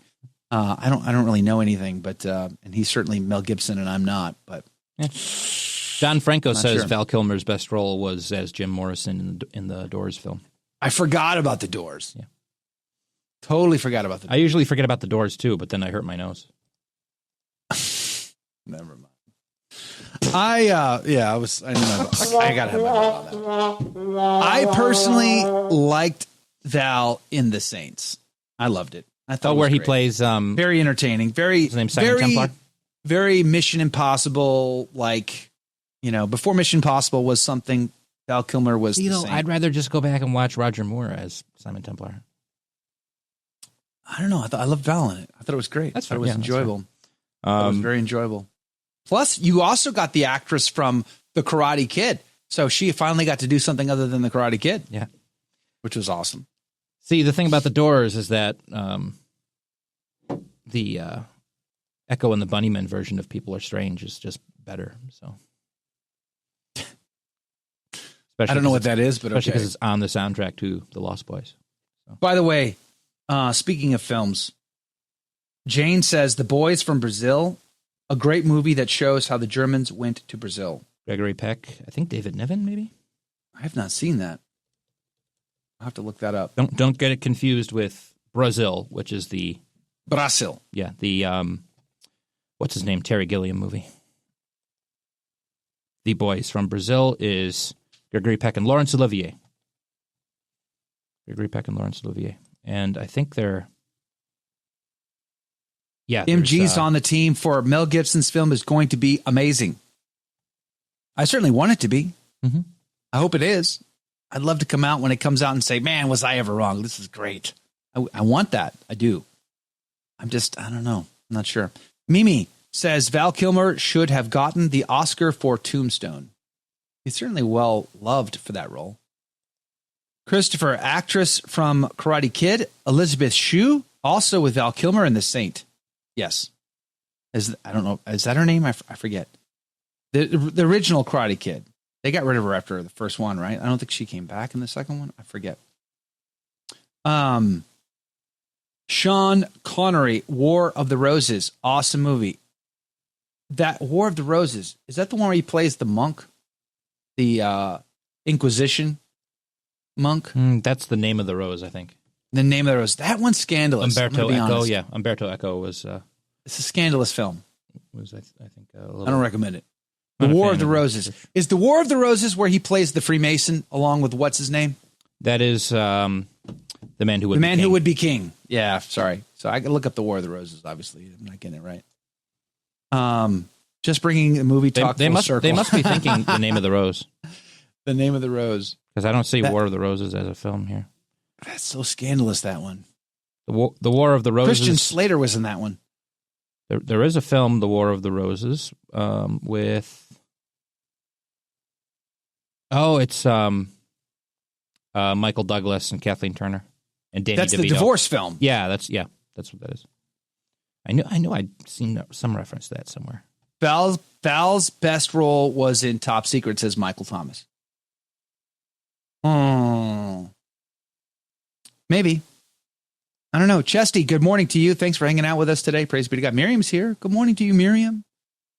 Blaine is here. Good morning. Praise Jesus. Glad you're on the team today. Sci-Fi, James 16897. Good morning to you. Nick the Mike, Robert DeBruce, Chesty. Semper Fi. Chesty's in both places today. He's double dipping. TW Rex says, sometimes I don't know which show makes me feel worse. This one or Father McTagg's? Well, I will not be outdone by Father McTagg. So I will make you feel as worse as I need to in order to win the competition. Mm-hmm. That's my goal. Guess what? I do have a bit of a... You're going to hear it first right here. Okay. Tuesday. You guess who's on the show on Tuesday? This is going to be great. Now, have you ever heard... Raise your hand if you've heard of the Illuminati. Raise your hand. Well, the Illuminati... Okay, this is a conspiracy theory, so take it for what it's worth. But the Illuminati, they say, is only the public-facing arm of a more secret society called They. And you know what they say about that. So guess who I've invited to be on the show Tuesday to have a conversation about what's really going on behind the dark secrets. They is going to be here Tuesday. That's who, Christine. It's going to be they. They are going to be on the team Tuesday, and they are going to have to give an answer for all that they say. That's Tuesday. So if you've got questions for they, you let me know, and I'll try to sneak them in. Rob says Val Kilmer's character, Doc Holliday, is shown receiving the last rites at the end of Tombstone. Did he? Did he get last rites from a priest in that film? I don't remember that, if that's true. Raising hand, says Christine. That's great. Should be good. They are going to be the team. Now, it's like a witness protection program, so we can't reveal their identity necessarily, but I'm going to try my best to out them as best I can. David John is on the team. Praise Jesus. Good morning to you from iCatholicMobile.com. David, you're amazing. The Doors movie, Val's best role ever, says Don Franco. Is it? Don also says, should Trump designate the Vatican as a TNCO? Well, I definitely think it would behoove him to treat the Vatican in a way that is skeptical, at the least, given their history of cooperating with organizations that are contrary to what we believe. But do his best to bridge that gap and also to convert at the same time. That would be the most stunning testimony he could have, would be to convert to the Catholic faith because he believes it to be true, and at the same time not tolerate the shenanigans that we've seen in recent days. Elizabeth Ramirez, praise to you, O Lord Jesus Christ. Yea and amen. Thank you for saying so. Don Paddock, good morning to you. Patty Lori, good morning. Junior Barra, good morning. Glad you guys are on the team today. I would ask you if you could do me a favor, as we're going to run out of time here. If you could pray for a couple of intentions that I have in my family for some of our needs, that'd be wonderful. We, of course, keep you in our prayers every single day. Thank you for doing so. And also, my son is he's going. One of my teenage sons is going camping with his buddies this weekend. His mom is very worried. Of course she is. That's what moms are supposed to do. Pray for mom. That's got to do. Yeah, because the kids are going to be fine. Pray for mom. Going to be fine. Let's pray for mom. Pray for mom to have less anxiety over it all. That would be wonderful. Sci-Fi says, Who needs I like 10 how fingers anyway. Right, yes, you've got 9 others. Stop it. I like how Val has matured. He says he got a big slice of the humble pie and he's a lot more down to earth. He's also not doing well. Yeah. But let's keep him in our prayers. God love you. We'll see you guys right back here Monday morning. Thanks for having a laugh. Thanks for hanging out with us. Share us with a friend. I'd be super grateful. God love you. God bless you. And until then.